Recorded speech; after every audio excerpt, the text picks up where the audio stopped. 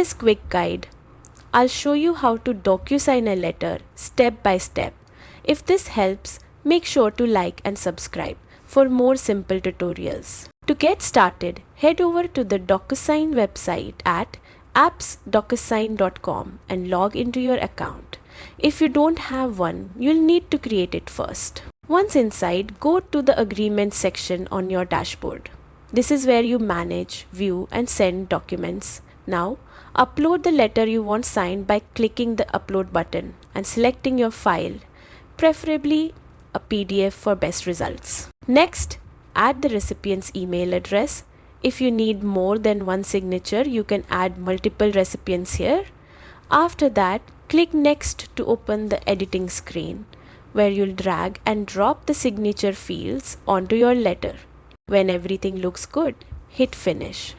DocuSign will send the letter to your recipient and you'll be notified as soon as it's signed. That's how you DocuSign a letter quickly and easily. Don't forget to subscribe for more helpful guides.